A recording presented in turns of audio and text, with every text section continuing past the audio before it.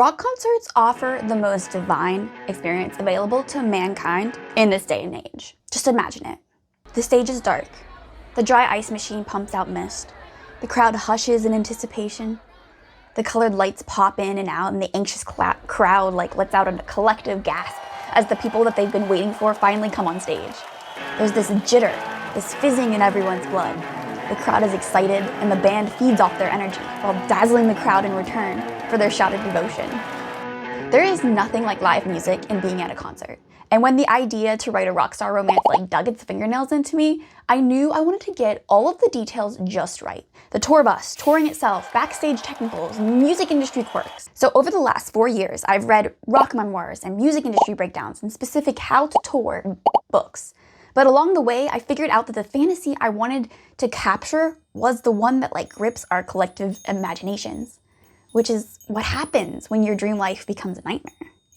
Because we all know, behind every fantasy of sold out arenas and backstage passes and becoming a rock star, there's also the story of pressure and obsession and addiction, the loss of identity. In other words, the dark side. What happens when you've sold your soul to get the thing that you always wanted and it turns out to be a nightmare? Hi, I'm Alexandra, and this is After the Highlight, where we explore ideas that refuse to stay on the page. And today we're going to look at the dark side of the rockstar dream. Rockstars represent freedom, rebellion, and the fantasy of living outside of normal rules. In this first book, We Sold Our Soul. It's 1990 and the FMC is working at a Best Western. There isn't much happening in her life, and it's the ennui of middle age. There's a desperation for joy and meaning and to do something that isn't the same monotony of everyday life. And Chris, the main character, is struggling with how unmeaningful everything is, and she's nostalgic for the youthful struggle of whenever she was in a band and there was late nights and she was poorly paid and everything sucked, but it was a sucking that had meaning. And I think that's what we miss about youth. That's what midlife crises are really about, not wanting excitement for excitement's sake, but for wanting the struggle to have meaning and hope for the future, wanting to feel we're free to choose and rebelling against the monotony and the mundane, the life that we've defaulted into. So to be totally honest, I don't remember much of this plot because it was more about vibes and the musical details and the longing for youthful fulfillment. There's horror elements, and it kind of is speaking to the destructiveness of the capitalist dream and the capitalist machine. It also hit me about how hard she was playing music. There was always some element of pain whenever she was playing the guitar, and she would get cuts in her fingers and stuff like that. I love when creativity is acknowledged as something both irreverent and something that takes away from you. If Mötley Crüe does not represent the fantasy TM trademarked, I don't know what does. This book has the unfair advantage of me having seen the movie and loving it. It also has the unfair advantage that it was in Gilmore Girls, and so it planted a seed in my head when I was 12 years old, because holy smokes, goddamn. Please someone tell me in the comments that they want an in-depth commentary about the analysis of this book, because I have pages and pages of notes and quotes. Okay, but The Dirt, if you didn't know, is the story of Mötley Crüe, Vince, the singer, Tommy, drummer, Mick, guitar, and Nikki, the bassist. Each chapter is narrated from a different member's perspective, and I think why I like the book so much too is because Tommy Lee's chapters just had dude in them all the time, and they were always in my head as MGK's voice, because MGK plays Tommy Lee in the movie. But this book couldn't have influenced my book Sell Your Soul because I read it after I had finished writing it, but it's almost I connected with the eighth dimension or something, because I downloaded scenes from this book that ended up somehow in the book that I wrote. And it's so much better than the movie. So all 4 of the band members are living in horrible squalor. They're struggling from some combination of addiction and family patterns and family trauma and autoimmune diseases and mental health issues. And yet in the beginning, what drove them wasn't really the music, but the desire to live outside of the norm. So they wore makeup, they had long hair, and they walked around in high heels.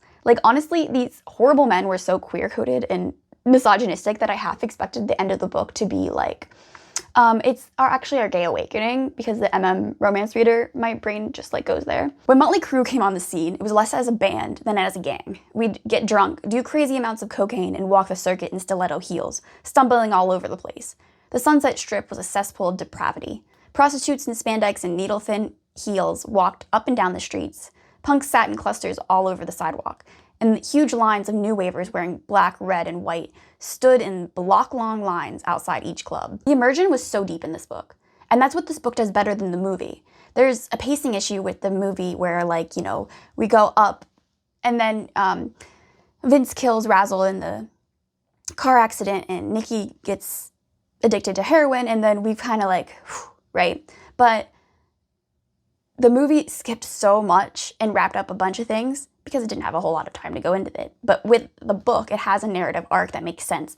And a lot of what's getting lost in translation into the movie is the emotional depth, because goddamn, that's what this book does so fucking well.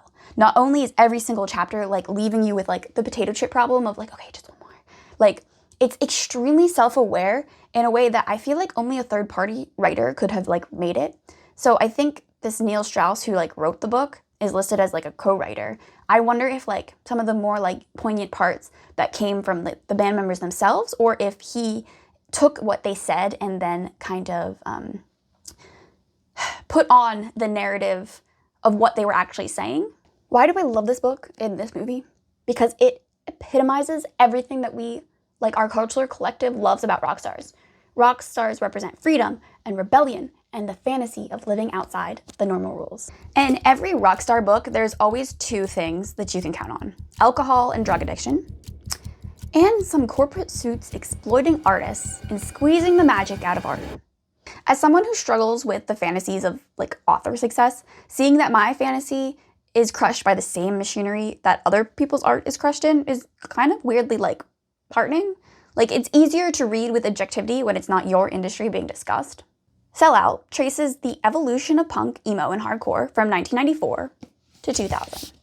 And it gives like the bird's eye view of a band's rise and fall in each chapter. So the author takes like almost like mini short stories and then weaves together the thread of like the genre's through line. So each chapter is a different band and a different aspect of the music industry shift from like the decline of pop punk and emo in the aughts. The idea of selling out probably sounds confusing to like Gen Z and Gen Alpha youngins.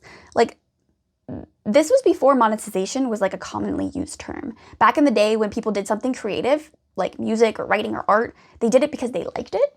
And if someone wanted to sell their work, those like devoted to the integrity of like the art itself would resist taking money and selling themselves, because capitalism corrupts everything it gets its grubby hands on. And this was one of the last eras that selling out even was like a thing, because like no one talks about like influencers selling out.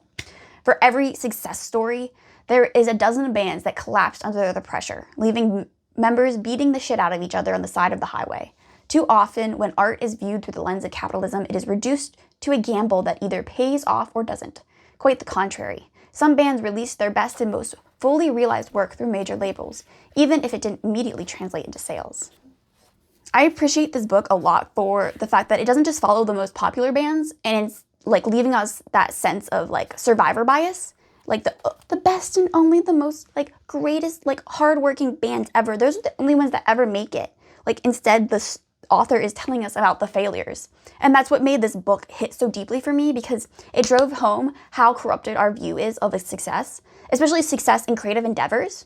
We think that because success stories are told to us that like working really hard to get somewhere is all we need to do, and then we can be successful too. But the book details the stories of bands who worked really hard and then timing and luck just did not line up for them. It was important for me when I was writing Sell Your Soul that I had a rockstar romance that depicted the rise to stardom with a more realistic view of luck and chance and success.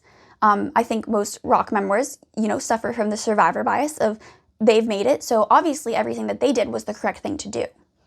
And they gloss over the part where getting a lucky break and being seen by the A&R guy is really what separated you from someone else. In Sell Your Soul, the band's rise to stardom is devil magic. It's literally not their hard work. The fairy tale version of an A&R guy seeing the band and giving them a shot But not only is it a shitty contract, it is something that falls apart with the slightest sign of trouble. I didn't want to write a book that contributed to the same lies that society tells us, that luck is just hard work meeting opportunity. Ultimately, music and art are only profitable because of the corrupt and capitalist mindsets of the heads of record labels. And every rock memoir, there's always a chapter after the initial success that a band gets a record label where their label turns their back on them and refuses to promote their new album or put any money behind something because no one believes that it will be a success. And then it fails because of that belief. And then the artists are blamed for putting out shitty work. This was one of the first books I read when I knew I was going to write a Rockstar romance, because if I was going to write it, I wanted it to be as accurate as possible. I also started down some weird YouTube rabbit holes of watching like audio technicians, like behind the stage interviews, and just trying to get as much like well-rounded knowledge as possible. This book is actually why I ended up setting my like Rockstar romances before 2019, because the music industry changed so much after TikTok and the pandemic. This book was really eye-opening, because what we really don't see is like contract law and copyright and all of the unsexy stuff in those rock memoirs. That real life stuff just isn't sexy. And this book was very, very bland. I don't have a physical copy of this. I read this one on my Kindle, but this book is like literally like the less technical version of all you need to know. But it was still sobering in the nitty-gritty of like real life touring and living as a musician. In August 2024, I read This Is What It Sounds Like, What the Music You Love Says About You. And this is the book is the epitome of the machinery for me, because I liked the idea of this book, and the type A part of me really liked the idea of this book, that it's possible to break down a song into its like micro parts and determine what you like based on what micro parts you liked. She breaks down the songs into like realism and novelty and melody and lyrics and rhythm and all these different parts. It really drove home to me how toxic it is to take something magical like a song, like music, and to just break it down into like little parts, as if like you could just take all these parts and like mush it together, and as if it doesn't like matter whether like a computer did the drum beat or a living person. And like, again, while my like type A brain like loved overanalyzing these things and asking the question of like, okay, but why do you like this song? Like, why does it hit so good? Like, my artistic soul though was like repelled by the question and by the act of even trying to quantify it, which is what the machinery is all about. If corporate could find a way to make AI music and remove all semblance of paid human beings who are creating, they will do it. I read this book, Born to Drum, in February of 2026. And while I didn't love this book because the main theme of like trying to dispel the narrative of like, why are drummers crazy? It like wasn't really interesting to me. What this book did well was that it illuminated how like the most important part of the band is often overlooked. Like, we're like distracted by the flash and the glamour and the light show, but like drummers are the stability. They keep time for everyone in the band. Guitars and bass, they can mess up and no one will really notice. And even the singer can mumble jumble some of the lyrics in the music. If the music's loud enough, like no one will notice. But like the drums, they carry the song, at least in rock music, and people will notice when the beat is off. So it's the core of the band, the rhythmic heartbeat. Without a fucking heartbeat, you fucking die. AI doesn't have a heartbeat. And corporate contracts and shitty people in suits deciding what music is good enough to promote, or even worse, the algorithmic Pandora's box that isn't even a human deciding if you're good enough. Ultimately, they're all soulless. Whether your content engages people enough to satisfy the churn of like a pissed off and ostracized and ultimately zombie-like masses. You scroll looking for something, dopamine. That's what they tell us, at least. But I think we're scrolling looking for a connection to something human. Something with a soul. Something gritty and messy. But we'll never find it because that doesn't sell. Don't be fooled. The internet doesn't blast through gatekeepers and put the decisions of whose art is popular in the hands of consumers. All it did was change the way the gate worked. From the Nepo rich fucks to the AI tech bros. The truth is, the fantasy of creative and musical and art success is built on the lie that quality and authenticity and sincerity will ultimately triumph. But these books, and every rock memoir I've read, always tell a different story. When you pull back the curtain, the truth is that the times we live in now, the supremacy of putting out content that pleases the algorithmic gods, and catering to corporate interests and marketing yourself and your art, not from the vantage point of integrity and love and truth, but like the cardboard cutout of flat, wafers, like fitting into radio-friendly songs, politically correct and safe romances, and pandering to the masses. It's always built on the ugly truth. The real cost of the Rockstar fantasy, it's your fucking artistic integrity and your soul. Nothing I've said so far is going to shock anyone. We've been reading about the horrors of AI since it started, and I think even the layperson on the street knows what late-stage capitalism is, or at the very least can point to this feeling of insecurity and dread that they just constantly are having. So if we know that the fantasy is built on a lie, why do we keep chasing the dream and selling our souls? Is it really that we're too stupid and too hopeful, that we think that we're the ones that will somehow beat the system? Maybe. But actually, I think it's a little more nuanced than that. Coming back to The Dirt. So the last 2/3 of The Dirt were like a conglomeration of a band that is like on their downswing of success. And honestly, it was painful to read how they destroyed their lives with drugs and alcohol, as is common for the rockstar tropes. And they are sabotaging their romantic relationships, and honestly, they're just being really shitty dads. But I think it's a perfect example of how unresolved childhood traumas and like poor coping mechanisms like come together in our society and make people who have no idea where to turn to for help and no understanding that help is available to them because they are being conditioned to believe that success will make them happy. More money, more acclaim, more stuff, more sex, more drugs, more. It's the constant growth.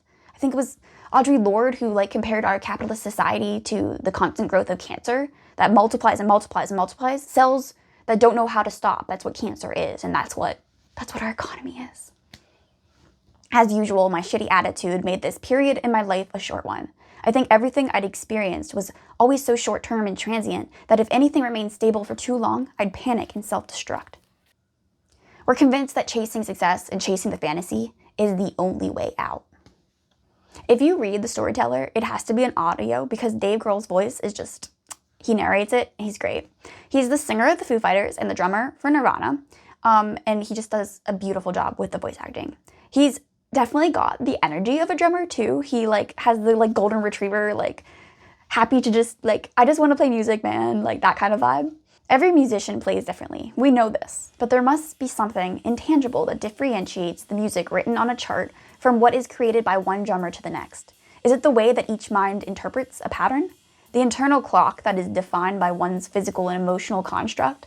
The way they see the space between the notes? I've watched many producers try to explain and manufacture the feel, but I'm convinced that over-intellectualizing is futile.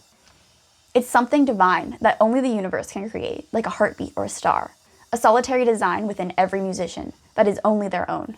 I liken the feel to the cadence of poetry, sometimes comforting, other times unsettling, but always a gift from one soul to another. A romance between the giver and receiver, which serves as a punctuation of one's truth. This book is one of the most pure embodiments of a rock memoir.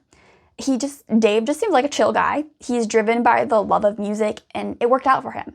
And I think this is, in truth, what we're all hoping for.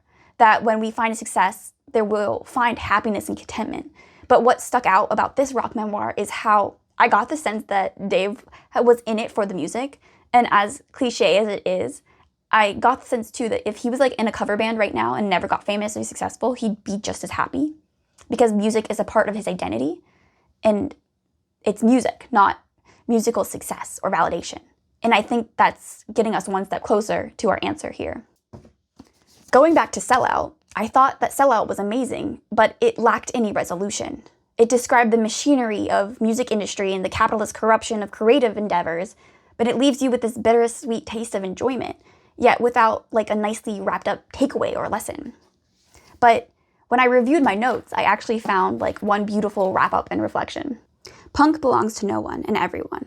It is nebulous and malleable, a reaction to the world around it, and a response to what came before. It perseveres eternally, and only occasionally does the mainstream interest circle back around to catch up to it. Which brings me to my last book. I bought this book when I was in London at this little gay bookstore. It was called Gay is the Word. And I mean, the cover alone, like, it's just, oh my God. It's just the cassette. Like, I'm nostalgic for something that I never experienced this time period. It's just so, 70s and 90s. They're just, I mean, they're coming back, right? So this book is about queer musicians and how they shaped Scotland's like music scene. And even though I've never heard of most of them, it doesn't take away from like the enjoyment of this, because the author, she's trans, and she makes the argument that like all your favorite music is queer, which like, okay, yes, like I love it. I love it. I love it. But her point is that like you can trace the existence of queer people from the most popular music.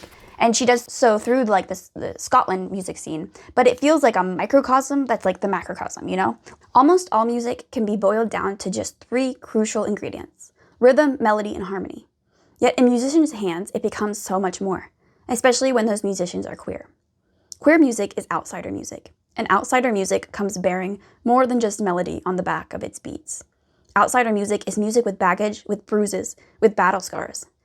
Those are its base metals, and queer musicians somehow manage to turn those metals into gold. The joy of queer music is all the more remarkable when it's so often forged in the most terrible of fires. But that's what makes it so powerful too. Why its love and its lust and its defiance and its desire, its escapism and its euphoria feels so transcendent and so vital. What queer music tells you is the most important thing of all. You are not alone.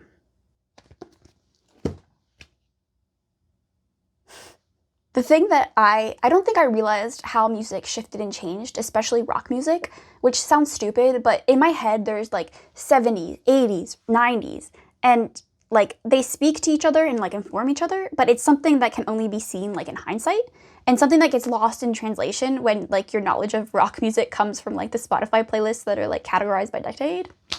It's probably no surprise that I was like an emo girl. At heart, because I didn't have the balls to go hardcore makeup. Though I did wear those like black arm gloves one time in 7th grade, so there. But this book is the first time that I heard someone acknowledge how queer emo is. And I think one of the things that punk offered queer people, as goth and emo would do in the decades following, was a place that you could hide in plain sight by being outrageous. Punk was supposed to be provocative and shocking, a rebellion against whatever the older generation had. Queer people were part of that rebellion, and queerness was part of that provocation. And it feels like a validation that like my little queer rockstar romances, like they didn't come out of the blue. They came from something that I was feeling in the world, and it feels like this is like tapping into that. Last quote. Artists who, for whatever reason, are outsiders often tend to be observers, the kind of people who before they become famous, are much more likely to pick up a Penguin paperback of Oscar Wilde than go to a wild party. They are the watchers, the inspectors, the collectors, with an insatiable appetite for art, for ideas, for experiences, and what they collect are the base materials for which they create pure gold. Oh, I love it. I love it so much. So what really happens when you finally get the dream that you've spent your whole life chasing? My theory is like the Rockstar spiral into addiction and dissociation, manic depressive episodes. Rockstars do that, and so do we. We're grieving the fact that our dreams coming true didn't make us happy, didn't solve our problems. The real dream wasn't success. And us believing in this isn't our fault. If we believe that success will make us happy, it's a perfect way for the exploitative capitalist machine to keep us going in the cogs. We're just the little cogs. What we want, what we're actually chasing, is freedom to be creative and to rebel against societal norms. Music and creative expression, that isn't a career. It's identity, connection, and a language that people use to understand themselves. The real dream is that our fantasy of freedom and rebellion and living by our own rules is within our power, if we decide that our creativity is more important than making money. And if we decide to connect to 5 people in person, and that's more important than getting 1,000 likes on Instagram. I mean, we know this deep down. We've been told this a million times. But knowing it and feeling the deep felt sense, it's harder than any video essay or listicle can give you. It takes years of therapy and a willingness to end the cycle, which is a hell of a lot harder than it sounds. I don't have all the answers, and I'm still fighting through the sludge of it. But I wonder if any of this resonated with you. I think knowing that we're not alone is a powerful healing tool. So if you feel like called to, share in the comments about what parts of the Rockstar fantasy show up in your life, and what parts are you working through and figuring out if you want to sell your soul for. If you'd like to keep hanging out with me, you might be interested in watching this video or reading my book, Sell Your Soul. It is a paranormal rockstar romance, and it is out July 28th. I'll see you soon.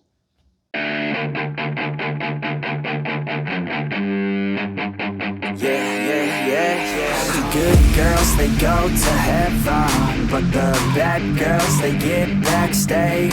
Oh, the good girls, they go to heaven, but the bad girls, they